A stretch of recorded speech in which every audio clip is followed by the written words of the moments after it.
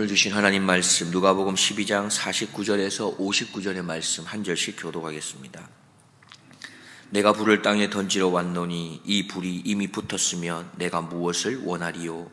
나는 받을 세례가 있으니 그 이루기까지 나의 답답함이 어떠하겠느냐? 내가 세상에 화평을 주려고 온 줄로 아느냐? 내가 너희에게 이르노니 아니라 도리어 분쟁케 하려 함이로라.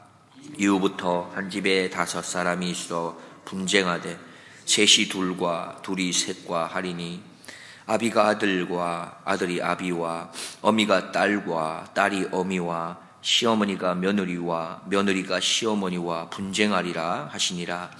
또 무리에게 이르시되 너희가 구름 위에 서 있어서 이름을 보면 곧 말하기를 소나기가 오리라 하나니 과연 그러하고 남풍이 불물 보면 말하기를 심히 더우리라 하나니 과연 그러하니라. 외식하는 자여 너희가 천지의 기상은 분별할 줄 알면서 어찌 이 세대는 분변치 못하느냐?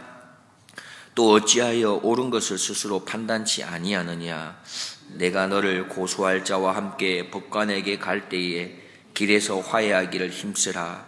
저가 너를 재판장에게 끌어가고 재판장이 너를 관속에게 넘겨주어 관속이 오게 가둘까 염려하라. 내게 이르노니, 함께 보겠습니다. 내게 이르노니 홀이라도 남김이 없이 갚지 아니하여서는 결단코 저기서 나오지 못하리라 하시니라. 아멘. 여러분들께서는 보험하면 무엇이 이렇게 떠오르십니까? 떠오르는 게 없는 건 아니시지요? 봄하면 무엇이 떠오르십니까? 개나리, 따뜻한 바람, 새싹, 꽃 이렇게 떠오르는 것 같습니다. 답을 해도 괜찮으니까요. 답을 하셔도 됩니다. 틀리는 게 없습니다. 그러니까 여름하면 뭐가 떠오를까요?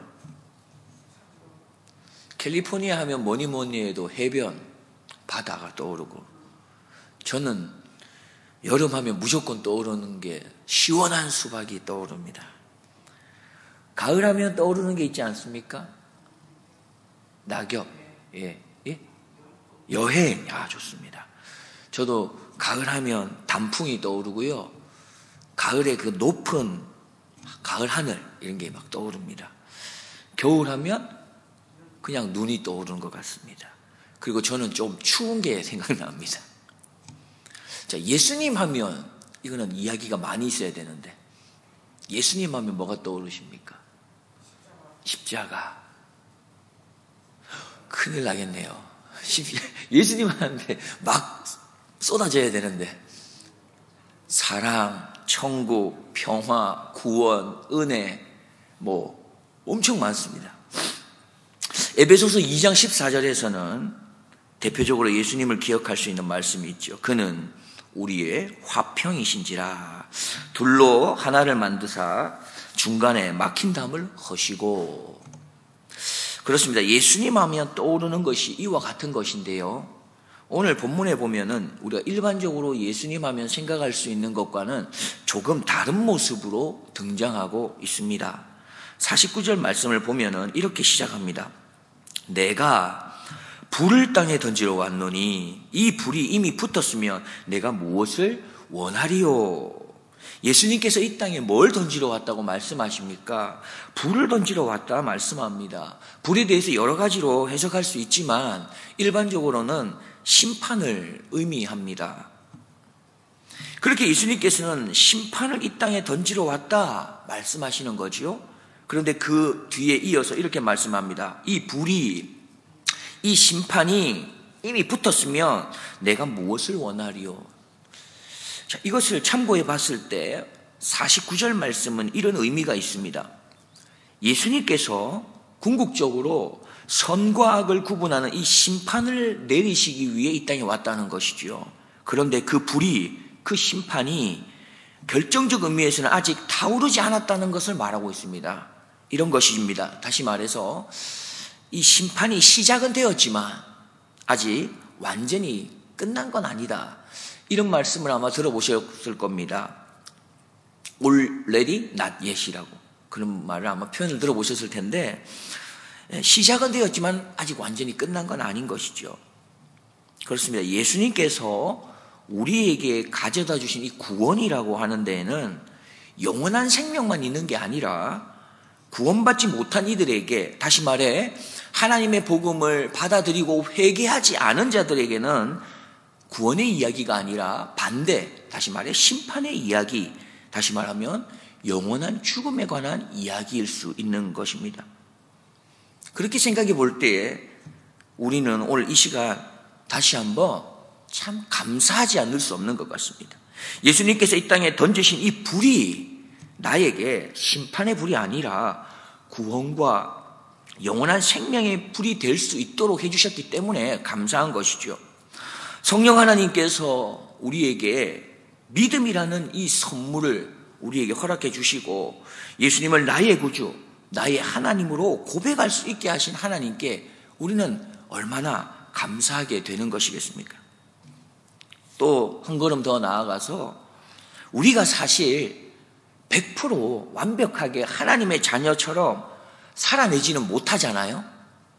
그렇지만 그럼에도 불구하고 내 마음속에 하나님께서 내 삶을 어떻게 해서든지 하나님께 조금 더 하나님의 자녀답게 살아내려고 하는, 하나님과 동행하며 살아내고자 하는 그 사모하는 마음, 그거 하나님이 주시니 얼마나 감사한 일입니까?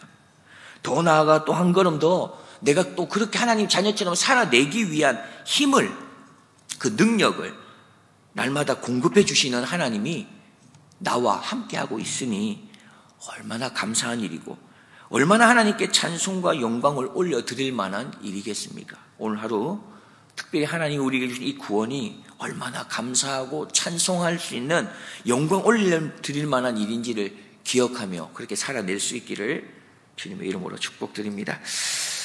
50절 말씀을 이어서 보면 이렇게 시작합니다. 나는 받을 세례가 있으니 그 이루기까지 나의 답답함이 어떠하겠느냐. 조금 이상한 것 같습니다. 사실 예수님께서는 이미 공생애를 시작하시면서 세례 요한으로부터 무엇을 받았지요? 세례를 받았지 않습니까? 그런데 지금 예수님께서는 또 말씀하고 있습니다. 나는 받을 세례가 있다, 이렇게 말씀하고 있습니다. 그렇다면 지금 예수님이 말씀하는 이 받을 세례란 무엇을 말씀하는 것이겠습니까? 이것은 바로 십자가의 길을 말씀하는 것입니다. 그렇기 때문에 우리가 살펴보니 50절 마지막 부분에 보면 이렇게 말씀합니다. 나의 답답함이 어떠하겠느냐. 다시 말해서 내가 얼마나 고통스럽지 않겠느냐를 말씀하는 거지요. 계속 이어서 말씀합니다. 이렇게 말씀한 이후에 예수님께서는 51절 이하 53절에서 집안에 있을 이 분쟁에 관해서 말씀하고 있습니다. 51절 이하 53절 말씀입니다. 내가 세상에 화평을 주려고 온 줄로 아느냐. 내가 너희에게 이르노니 아니라 도리어 분쟁케 하려 함이로라. 이 후부터 한 집에 5사람이 있어 분쟁하되 셋이 둘과 둘이 셋과 하리니 아비가 아들과 아들이 아비와 어미가 딸과 딸이 어미와 시어머니가 며느리와 며느리가 시어머니와 분쟁하리라 하시니라. 예수님께서 땅에 던지신 이 불은 가정에 무엇을 가져올 수 있다 말씀하고 있습니까? 분쟁을 가져올 거다 말씀하십니다. 앞서 살펴본 것처럼 이 불이라는 것은 심판을 의미합니다. 그러나 심판은 곧 구원을 의미하기도 합니다. 즉 다른 말로 하면 예수님께서 이 땅에 선물로 가지고 오신 이 구원이라고 하는 이 복음 때문에 가정 안에 분쟁이 생길 수 있다고 말씀하고 있는 것이죠. 심지어 이 복음을 붙들고 고수하기 위해서는 혈연관계마저 깨어질 수 있는 거다 말씀하십니다. 복음이라는 것은 너무나 귀하고 좋은 것입니다. 생명인 것이지요. 평화와 기쁨을 주고 소망과 행복을 주는 겁니다. 그런데 이 복음의 참 의미를 알지 못하는 그 상황 속에서는 이 복음 때문에 이 땅에 서로 분쟁이 일어날 수 있다 말씀하십니다. 그러면서 이 복음으로 인해 나타나는 이 분쟁이라는 것은 결코 가볍게 생각할 수 있는 게 아니다. 큰 시련과 아픔을 가져올 수 있고 또 힘든 어려운 그런 길인 것을 말씀하고 있습니다.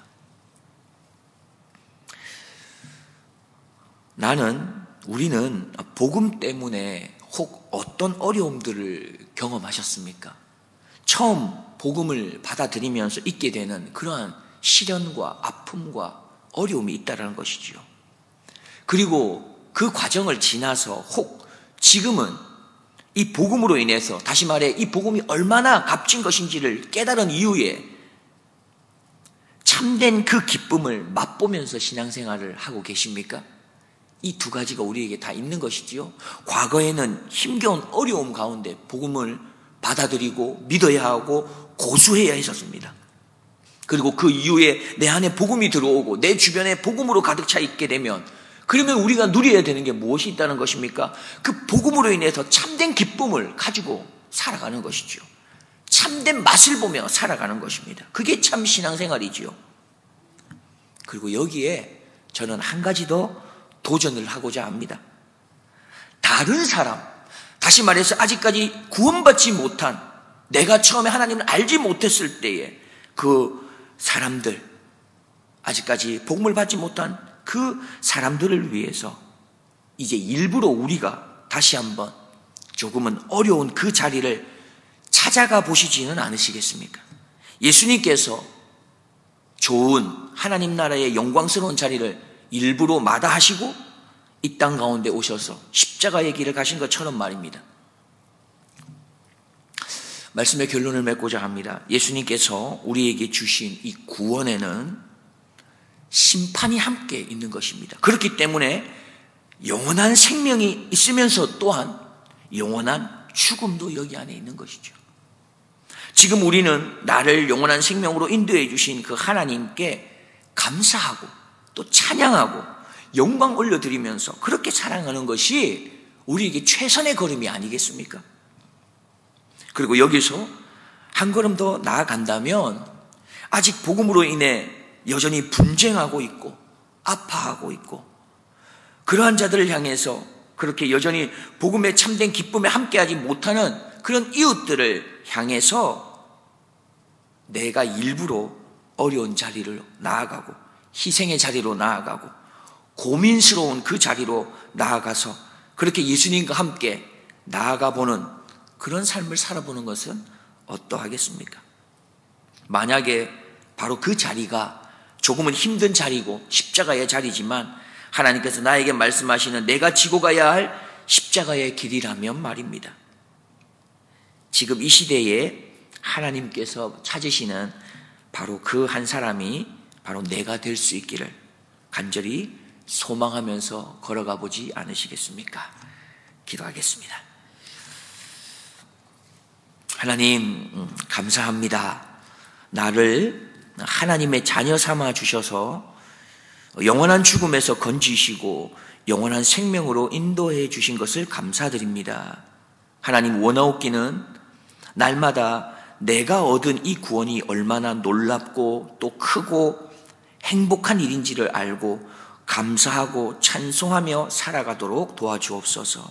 그리고 복음을 알지 못하는 이웃을 향해서 나의 삶의 아주 작은 부분이라도 사용되어지기를 간절히 기도하며 소망하며 살아가게 하옵소서.